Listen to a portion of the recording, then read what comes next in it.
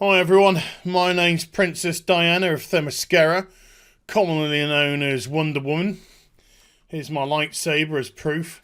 And I just want to say that I like nothing more than to sit down and relax on a Monday afternoon and watch a HeelvsBabyface Batwoman review. So you better like and subscribe to this channel right now. I'd also like to take this opportunity to address rumours that I've recently been participating in performance-enhancing drugs. That's not the case. All Amazon women get a bit of gruff from now and then. I just haven't bleached it is all. Get over it. Alright, let's get on with the video. Gonna get paid now. Hi everyone, it's Az here from HeelvsBabyface. Apologies, this is like, I think the third or fourth time I'm trying to re-record this. Because the last time I tried to re-record this, the video was 20 minutes long, and I'd only gone through 7 minutes of the episode, because it is that shit! So here we go. I'm going to try and condense this down as much as possible, but writing, who needs it? That's what this should be called, because this is nonsensical trash. So it starts off in a restaurant called Alessandro's. There is a naughty assassin who's trying to find somebody. That's his target. Oh my god. I hope you don't die. But before he has time to get a kill shot, Batwoman grapple hooks the guy. And he goes up to the, up towards the roof, dangling down. I've got a question immediately. What was she doing there? It's never explained why she was there and why she was trying to stop him. Now, you could say, but as, okay, maybe it was set up before. She found out that there was an assassin in town and therefore she'd worked out who the target was going to be and therefore she knew where she needed to be to try and stop the assassin. Wrong! All that is done after this. After the fact, they work it all out. So this is just a miracle. Praise be. Praise be bad writing. And so, you would think now that she has incapacitated the assassin, that she will now call the police, or call the crows, or call a fucking pizza delivery boy. Who cares? For them to come pick him up. She runs away. She runs away. He even has time to draw a pistol and start shooting at her. So you're like, right, so she now has to regroup and completely incapacitate him, knock him out. No, you would think that, but she just nonchalantly walks out a back door. My work here is done. What? What? But this sets up, of course, the opportunity for her and Sophie. Sophie, who they ruin. Remember last week where everyone forgot about Sophie? The writers didn't forget. And this week they decided to make Sophie horrible. So they've managed to destroy Sophie. Well done. Everybody's been destroyed now. Everybody in this series is absolutely horrible. And Sophie's just like, Kate! You've got to stop this.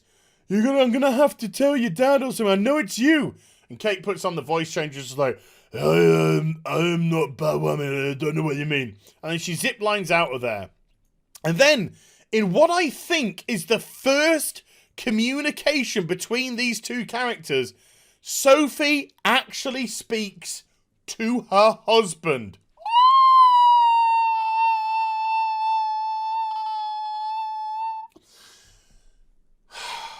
But you soon realise why the characters have never spoken, because I've never met a married couple with the least amount of chemistry in the world. These actors are poles apart. It feels like they hate each other. Whatever. And the husband goes, hey, did she say anything? And Sophie just like, no, she pissed off. So there's the bullet planted in the wall. It's a biggie, isn't it? And then we see that there is another woman. There is another woman who's come to investigate. And she's like, the rifle is in Gotham. So you think, oh, right, this person, this assassin, has brought a special rifle into Gotham to take out enemies. I mean, look at the size of the bullet. It was fucking massive. But no, the rifle is the name of the assassin. So that wasn't remotely complicated or confusing at all. So for half the episode, you think they're looking for a rifle, but that's actually the rifle. The person is the... fuck this show. Anyway, it's all crap anyway. It's all shite. So they start repairing the restaurant, and here's the owner of the restaurant, and he's like, Mamma mia, about the woman, she serve my restaurant. She can come for free food anytime. Now, some of you might be going, ooh, Az. whoa, sunshine, there's a little bit on point. No, that's pretty much what the actor did. In actual fact, I think it might have been a little bit better. Hire me. So, yeah, he just goes, I am a typical Italiano. So we go to the Batcave, where Batwoman is just prancing around like a hyperactive kid without Ritalin, and I think it's meant to be working out. And Luke Fox comes in. He's just like, look at me. I'm absolutely useless. And I just deliver exposition. I have no personality at all. Why am I even here? You might as well just have the Bat computer talk to me. Talk to you. And anyway, they work out who the person, by the people in the restaurant, they work out who the target was, because they mentioned that the assassin has already killed 2 people in Gotham. 2 people already. So that's how they worked it out. Ladies and gentlemen, that brings currently the total of people to be murdered since Batwoman left Alice alone, let her free, to 4. 4 people have now been murdered because Batwoman let Alice free. Because we find out that the rifle, who's working for another woman, has been hired by Alice to kill those 3 people. Don't worry, the body count will go up as the episode progresses. Now, of course, the first thing which Batwoman should be saying here is, now we know who the 3rd target is, we should absolutely watch them like a hawk. No. I mean, that's what she should be saying, but it's only implied and then implemented later in the episode. What she's saying now is, Sophie knows who I am. And so Luke says, do you trust Sophie? And so Batwoman thinks about trust. And all we get when she thinks about trust is her scissoring Sophie. Oh, trust. Oh, yeah, I trust her. I used to trust her because we scissored. The only interaction we have ever seen with Kate and Sophie is physical. Her touching her lips, her snogging her behind the bike sheds in a flashback, her touching her lips again because she can't keep her hands off her, and now, in another flashback, some scissoring together. No love, just lust, just carnal. Nothing in this show has ever told us that these people are genuinely in love. It's not shown us how they met. It's not shown us how they were clumsy with each other or how they were attracted to each other. It's not shown us anything about them falling in love with each other. Nothing. It's just shown us snogging and scissoring. Because all this show wants to do is, she's gay, ooh, we're virtue signaling pricks. Because the writers are terrible and they only have an agenda. Not good quality writing. Oh, God, this video's... There's so much wrong with this episode, I just can't keep it all in. Anyway, Sophie is back at base with her hubby, and this is where they're having their absolutely dead-eyed conversation. Lucky, I'm looking like a man who's just thinking about his next beer. And she says, is Dougray Scott in? And he says, no, he's upstate. Listen, keep that in mind, people. He's upstate. And she's like, ah, damn, I need to speak to him, because she wants to tell him that Kate is Batwoman. And he's like, well, why don't you just call him up? And she's like, it's something that we really got to do face to face. And he's like, I thought you said in the alleyway that you and Batwoman didn't speak. And she's like, we didn't. And then he shows her the security footage of them chatting together. And he's like, do you work with Batwoman? She's like, don't work with Batwoman. Don't be stupid. And he's like, do you know who Batwoman is? And she just looks at him in the eyes and lies to his face. Her husband of probably, by the sounds of the episode, 6 years. Oh, fuck these two. These two idiots are in a car together, and I'll just be very brief because, oh God, screw them. It's once more reiterated that Dougray Scott is upstate and out of town, okay? And they're going to some sort of divorce hearing or some sort of divorce meeting, or whatever. Nobody's turning up but these two. And it's really just to have them in the car so she can find out, Elizabeth can find out, that the scientist has stolen the gun that shoots holes in Batwoman's suit, and he's been found dead. And she's like, oh, no, that's bad, I guess. Moving on. So Batwoman now decides to protect the person. You can't see him in the way. Let me get rid of myself. She now decides to protect the person who they know is the target. Look at her, just stood out in the open for everybody to see. And he's just trundling away to his car. But don't worry, folks. It gets even stupider because the assassin... God, please, let me have a good... The assassin is just there behind the car. He's... Look at me, I'm an assassin. Does he take the shot? Does he kill the guy who is clearly there? Does he go ba-dum-ba-dum-ba-dum-ba-dum-ba? Ba-dum-ba-dum-ba-dum-ba? No. He's like, I'm sorry, I can't do anything. I've got to wait for somebody else to turn up. Not somebody that's going to help him. The writers just need him not to shoot while they introduce another character. Fucking hell.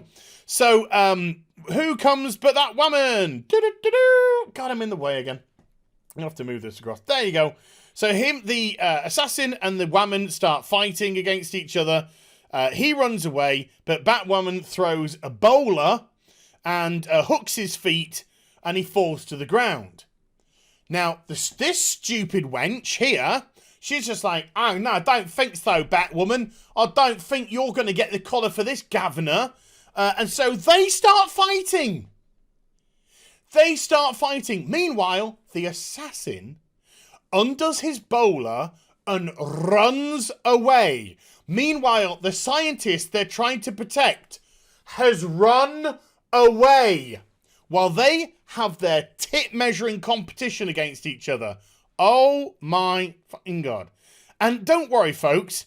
It ends with Batwoman defeating her easily because nobody's better than Batwoman. She can do everything. She can't grow because she's already at the top. And she's like, oh, I say, you hit me with that hook. Oh, you're Kate Kane. I should know. I fucking taught you it, didn't I? By the way, I'm gay and we've fucked. That happened. It just happened a little bit later, that's all.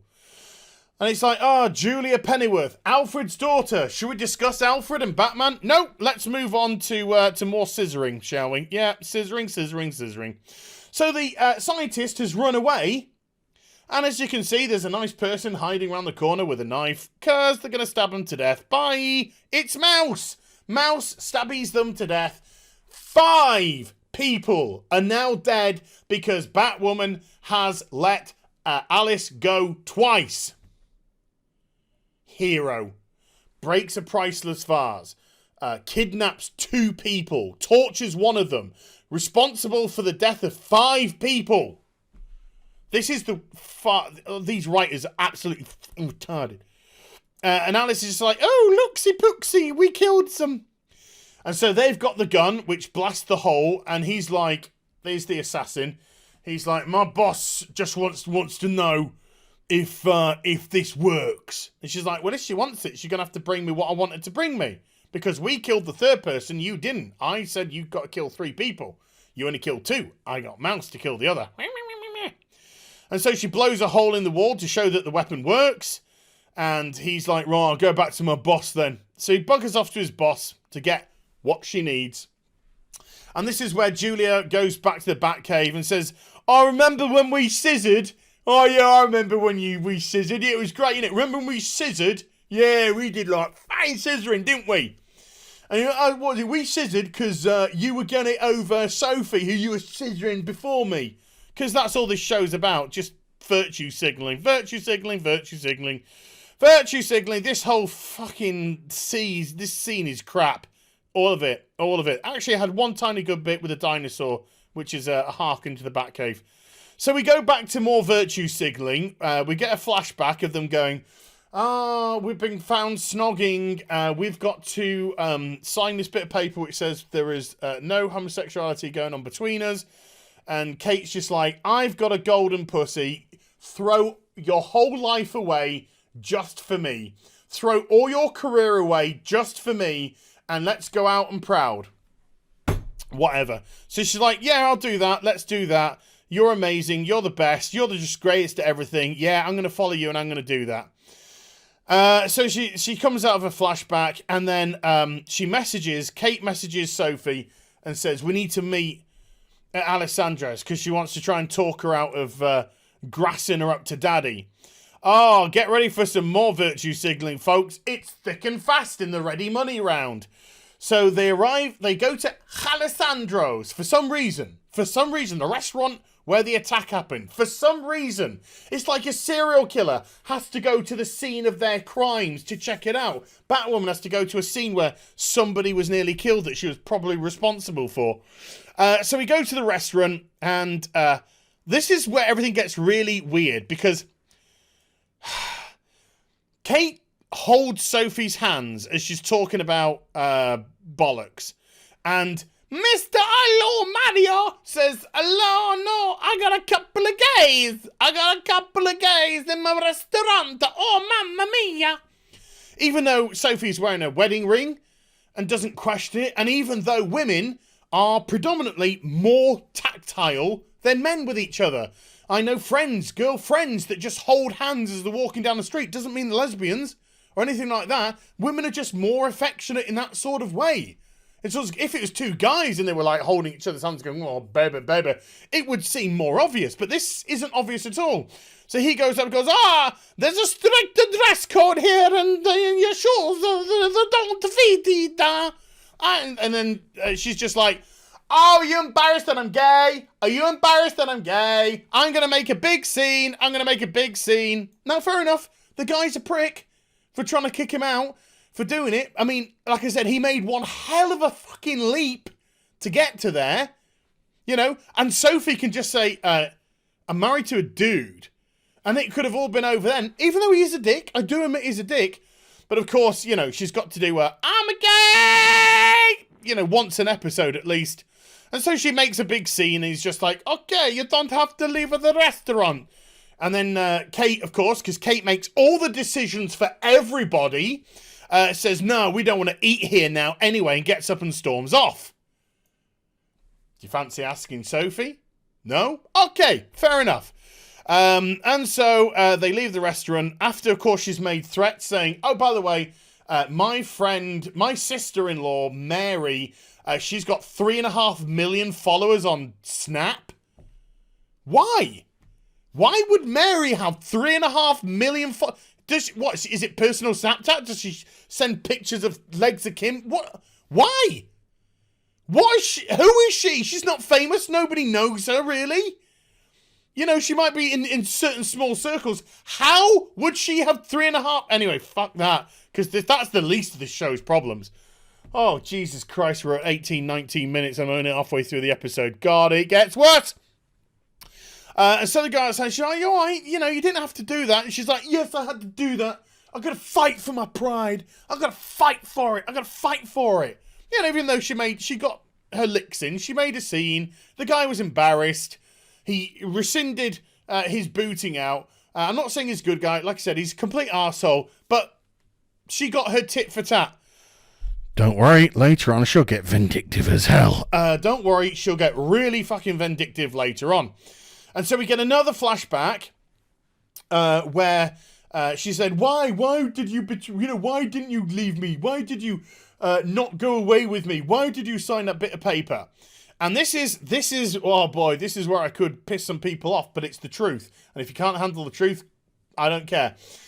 DeRay Scott says the most sensible things imaginable here.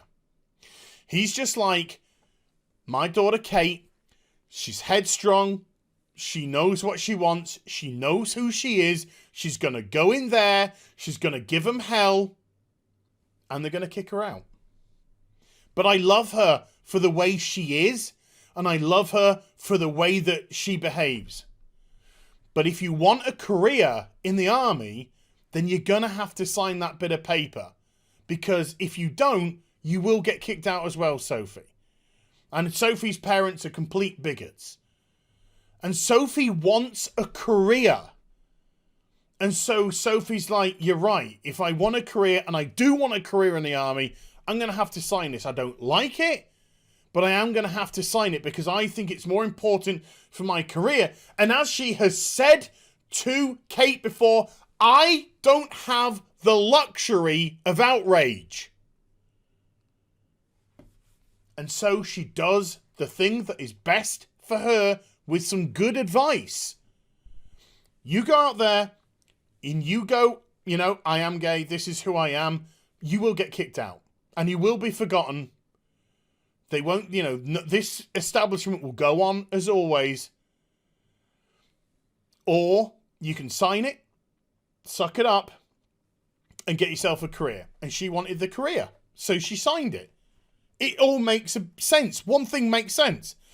But then, of course, she goes, thanks very much. You're right. It's good advice. And then she goes inside, and one of the teachers, whatever, it's the fucking army. Is that later on? It's later on. I'll get on some garbage later on. So she tells her husband, she's like, look, I used to scissor Kate Kane. And he's just like, what? And so this is where we find out some really interesting things. They dated for 3 years. That's what we find out. They dated in the army establishment for 3 years. There has been 6-year gap between that and now. And they have been together longer than Kate and her were together in the army. So it's 6 years. 6 years have gone by and Kate can't get over Sophie. Weirdo. Okay, but it's all going to be retconned anyway. Sophie's going to be totally retconned by the end of the episode and she's going to totally want her some puss. So they have their little heart-to-heart. Then these useless people have fucking Chinese. Oh my god, right. So this is the offices. This is the offices of Wayne Enterprises. And they're talking about what they want to do. And they start to walk to the Batcave. And they open up the door. And just before they walk through, fucking Mighty Mouth comes in. And she's just like, oh my god! Like, what are you doing? You got like a panic room in there or something or nothing? And they're like, what are you doing here? And she's like, Keith downstairs really likes a frappuccino. How does she get a frappuccino after midnight? Are there not coffee shops open at fucking midnight? And Wayne Enterprises, I mean, I should actually believe this. You just hand a security guard a frappuccino and they go, yeah, go in, do what you want. I mean, fuck it. I let Kate Kane in and she now owns the fucking building. For some reason that none of us know about. What is she also doing here after midnight? After midnight? Why? I get why they're there. They're planning the next Batwoman murder. But what is she doing? Doesn't make sense. Doesn't need to make sense according to the writers. Then we go straight to the fucking... We get to go to DeRay suddenly turns up at work and somebody goes, welcome back, boss. This is all after midnight. What's she doing here after fucking midnight? Everybody's just up working after midnight. Oh, these shifts are killing me. What was your shift today? 24 fucking hours. So, this is... I've got to tell you the twist now, folks. I've got to tell you the twist now. Otherwise, it's not going to make a lick of sense. This is not Do-Grey Stock. This is Mouse. This is Mouse. How did he get in the fucking building? How? You can put a mask on. You can put a voice on. But where's his ID? Get in the building through a retina scan? You don't have his eyes. Get in the building through a fingerprint? You don't have his fingerprints. Get in through his keys? You don't have his keys. He's off town. How did he get in the building? Did he just fucking hang around outside to somebody just like, hey, boss, what you doing? Oh, I've left me keys. Oh, yeah, just come in, boss. It's a fucking security firm.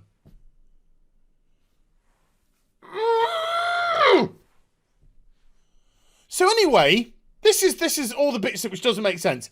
His ex-wife starts chatting up a bit, you know. Oh, we made this together. We did this together. We focused all our attention and energy into getting this up to get past the pain. So she butters Do-Grey Scott up, right? Who isn't Do-Grey Scott? It's Mouse, but we don't know that at the time. And then she's like, we can track the gun using this specific bit of equipment. And he says, we don't have that specific bit of equipment here. How would he know? How would he know that? He wouldn't. And so Sophie comes in and is just like, actually, we got some borrowed from Star Labs or Argus or something a couple of weeks ago, so we can do it. So this makes no sense. How he knows everything, can get into the building. None. Not a lick of sense. Not a lick of sense at all. By the way, drinking all your booze. So Sophie tells Mouse that Kate is Batwoman. He already knows. He just pretends to act surprised. Then the assassin turns back up the rifle, turns up and gives a vial of liquid to Mouse and to Alice, and Alice says, "Right, here's the gun. Go use it for what you want," which is obviously kill Batwoman. So they use this equipment to track the radiation of the weapon to this building. This, folks, oh, jeez, fuck my ass. This is where things get so stupid and nonsensical, I would have ripped my hair out if I had any. I would have. So Sophie's just like, oh, this is off the spectrum. The weapon's close by. Let's have a flashback about scissoring. So it talks about, they have the flashback about, you signed the papers. You betrayed me. She's like, I don't love you. I'm going to lie to your face. I don't love you. And then she goes back in and they're taking away the rifle, the marksmanship award that she won. Oh, I failed to tell you earlier. When they had a first flashback, they were just like, look at us. We're women. We're amazing. This is great. We're fantastic. We won this. We won that. We're just the best at everything. Because that's, I just thought that would go without saying. It's Batwoman. And so they've taken away the medal from the trophy cabinet because she's been expelled. And then Sophie's just like, why are you taking it away? And it's like, because she isn't here anymore. And Sophie's just like, Kate's the best. Do you know how Kate got that award? She got pissed the night before on tequila, and she was so hungover she didn't even bother trying. And it's even amazing that somebody gave her a gun. Irresponsible! Let's give the drunk person a gun, a loaded gun. What could possibly go wrong? It's future Batwoman. She could have fucking murdered somebody. But she was so good at marksmanship, she still managed to win it anyway, because she's the best. She's the best this thing's ever had. She's the best this place will ever have. Suck her fucking dick! Because Batwoman's the best. She has no flaws. Everything she does is perfect. Her horrible decisions are the right ones. And her obnoxious, nasty, narcissistic personality is amazing. This show can fuck right off. So then we go back to the building after she's had a fucking Teddy tantrum rant. Mouse is still just chilling out. By the way, sir, I've got another question. Or madam, really. Let's just be perfectly honest here. Madam, I've got another question. How does he know he's out of town? I mean, he says, I'm out upstate later on following a lead to try and find the guy who kidnapped Alice. That's what it's discovered. But if he had an anonymous tip, you would have thought there'd be a little bit more information going on here. So if they were the ones that put in the anonymous tip, how do they know he's not checking in? Why isn't Dougray Scott checking in? A security firm again that doesn't check in. This week is nobody cares about Dougray. Nobody cares about Dougray Scott. Nobody checks in a fucking security firm. Fuck these writers. Oh my God, I'm past 30 minutes. I'm so sorry. I'm so sorry, people. I'm so sorry. Click the Teespring link. Buy a t-shirt. It'll make you feel happier. So yeah, they're still buttering each other up, but she's buttering up Mouse. So this makes no sense. None. She's buttering up Mouse. When Dougray comes back, he won't know what's gone on here, so he won't have the same feelings that Mouse is portraying back to her. So it doesn't make any sense. But why would it make sense? It's written by fucking idiots. So, let's go back to the building where they've managed to track the radiation on the weapon. Batwoman's there. I wonder if it's really her. So, Sophie's just like, Kate, what are you doing here? I told your dad, and I didn't tell him because I'm a horrible person, and I didn't tell him just because I'm loyal to the Crows. I told your dad because you're going to get yourself killed. And she's like, you know, all cocky like, innit? And then,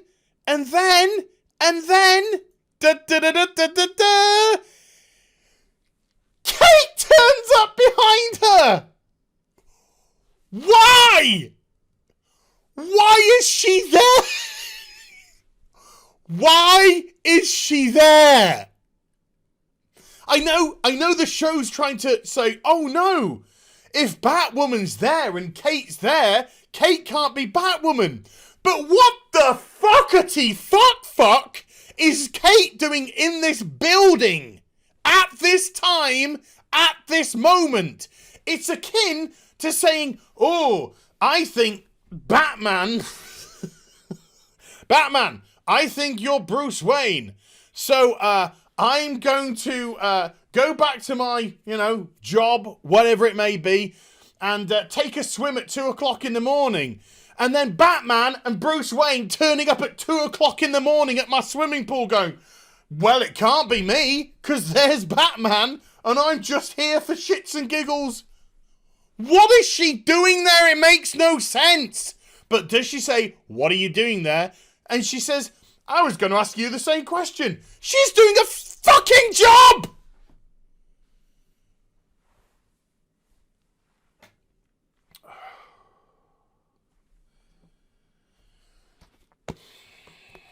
I fucking hate this show. I hate it so much. But don't worry, folks. The stupidity's not over yet. So while they're all having a bit of a, what are you doing there? She gets shot with the gun. She gets shot with the gun. Batwoman gets shot with the rifle that penetrates the batsuit and kills them. But look what happens. Oh my God, this is just the worst. She gets shot. The impact smashes her through the brick wall. through the brick wall on the second story of a building. And let's just watch it, shall we? Let's just watch it. Let's just turn the volume down to zip. And look. A boof! Don't worry. She's fine. Absolutely fine. We find out she broke a rib.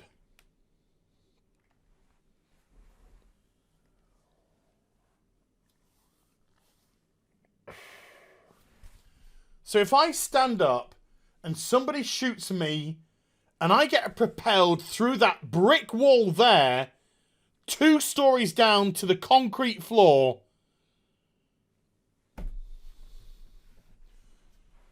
as the Romans would say, fuck us, this us, show us. Absolutely ridiculous. And so, do the crows go after the assassin? No, because this is Mouse. So Mouse says, apprehend Batwoman. But the crows are going to take Batwoman to the crows' head office. So, how would that benefit them? I don't know. Whatever. And so they just keep on chatting, going, oh, hello, are you all right, darling? And then they realise that she's not dead and her suit hasn't been penetrated by the weapon. It's just smashed her through brick wall 2 stories down and she's fine. So they cart her off in the wagon. Kate goes away. Nothing is explained as to why she was there. It makes no sense. She gets on the bike and it was set up earlier. You got to give them credit for setup. She shoots the tyre from a mile away because she's a marksman. And then the rifle, and she saves Julia, who's dressed up as her. Obviously, it's Julia Pennyworth. So the rifle goes back to Alice and says, the weapon didn't work. And Alice is just like, oh, well, but you've killed, or we've killed, the 3 people that knew how to fix it. That was the thing. The 3 people that got killed were the only people who knew how to build this weapon. So now that we've killed all the people who know how to fix it, I guess you got a broken gun that doesn't penetrate a suit. So he's like, why would you betray? And I can't remember who. I couldn't work out the name of the person who was trying to say his boss. It was like Sophia or something like that. And then Alice smacks him across the face and says, don't you dare mention his name. And then we get the little, remember when I scissored you? Got to mention that again. Oh, I'm sorry for fucking scissoring you when you just split up with your girlfriend. Let's get a little bit more of that in. Let's get a bit more virtue signalling in.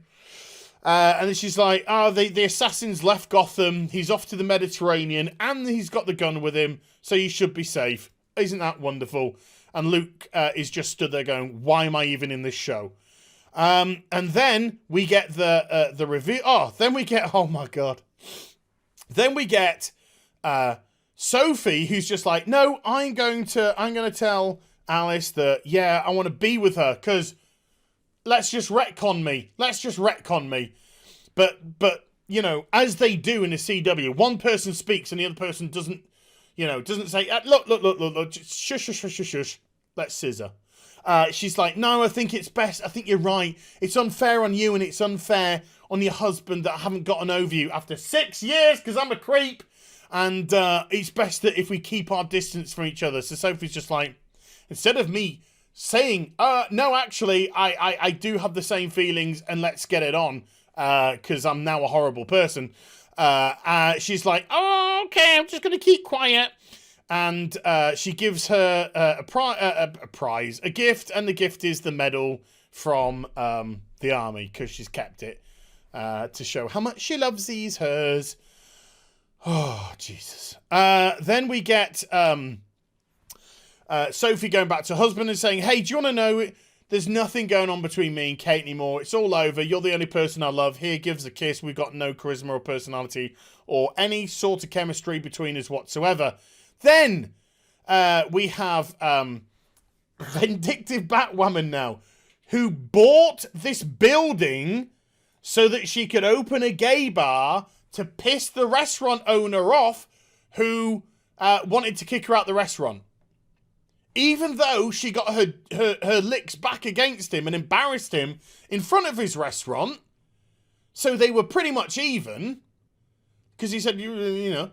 No, now she bought a building to open up a gay bar just to really rub it in. Because she's not vindictive or spiteful at all. Wait a minute, of course she is. She's Batwoman. She's also complicit in 5 murders, 2 kidnappings, torture, and oh my god, it's 40 minutes long now. Jesus, I'm so sorry. And the destruction of a priceless vase, amongst other things. I'm sure there's more. Then we get the reveal that Ray Scott hasn't returned to Gotham, and so it was Mouse all along. For some reason. Even though when Ray Scott returns, he's not going to know anything about the conversation that was had between him and his future ex-wife. And then when she says, hey, when we spoke yesterday, he'd be like, what do you mean when we spoke yesterday? I was out of town, but I spoke to you in the office. That would bring alarm bells, but no, I bet you nothing like that happens at all, because this show is absolute hot garbage. 1 out of 10. Fucking shite. Absolute mitigated shit. This episode didn't make any sense whatsoever. Welcome to Batwoman. I'm really sorry. 40 minutes of your life you're never going to get back. I hope you enjoyed the vid. I know you didn't, but if you did, do give it a thumbs up. And also subscribe to the channel. Follow me on social media and Twitch for live streaming. Links in the description box down below. And I'll be back with some more stuff very soon. You take care. Bye for now.